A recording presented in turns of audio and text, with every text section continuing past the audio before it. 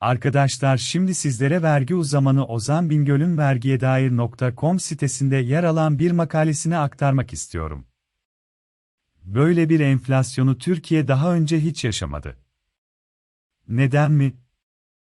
Yaşı ilerlemiş pek çok kişiden bile, ben böyle enflasyon daha önce ne gördüm, ne yaşadım, sözünü daha sık duyar olduk. Aslında bu sözün gerçeklik payı var. 1960 yılından bu yana tüfe artışlarını inceleyince bir önceki yıla göre bu denli hızlı artmış bir yıla rastlamadık. İşte bu yüzden 2022 yılında yaşadığımız enflasyon herkesi adeta çarpıyor. Yıllık bazda daha yüksek enflasyon oranları da yaşanmasına rağmen bir önceki yıla göre enflasyon artış dalga boyu bu denli yüksek bir yıl 1960'tan bu yana bulunmuyor. Bir önceki yıla göre enflasyonun ani artışı fiyatlar ve dolayısıyla da halk üzerinde bir tür tsunami etkisi yapıyor. Kalıcı hasarlar bırakıyor. Ekonomi ve mutfakları yangın yerine çeviriyor.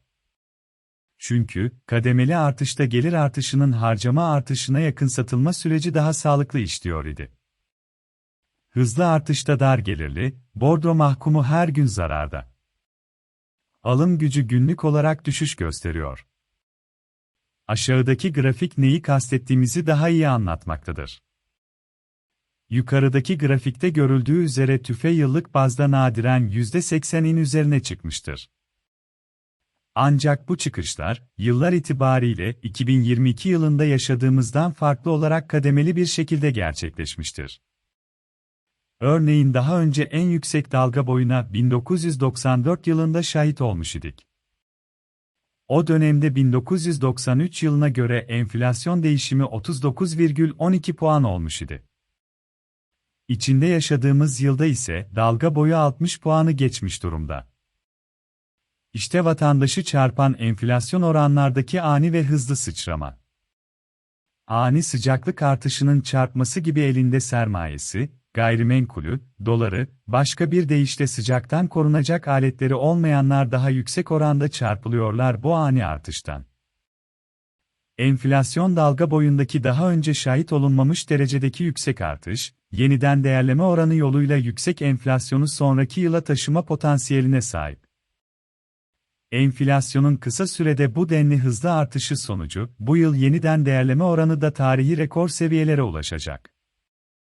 Yeniden değerleme oranının mevzuatımıza girdiği 1984 yılından bu yana en yüksek seviyesini görmüş olacak. Önümüzdeki Eylül ve Ekim ayları enflasyonu sıfır geldiğinde bile yeniden değerleme oranı %18,92 olarak gerçekleşecek. Bu denli yüksek İDO'nun anlamı pek çok verginin, ürünün, hizmetin, cezanın bu oranda artması demektir. Bu ise 2022'nin dalga boyu yüksek enflasyonunun 2023 yılına taşınması sonucunu doğurur. Bu nedenle, daha önce de yaptığımız uyarımızı tekrarlayalım, 2022 yılı yeniden değerleme oranı çok yüksek çıkacak. Bu nedenle kanuni bir düzenleme ile artışı İDO'ya bağlı vergi, zam, ceza ve benzeri unsurların artışına 2023 yılı için geçici bir düzenleme yapılması zorunluluk haline gelmiştir.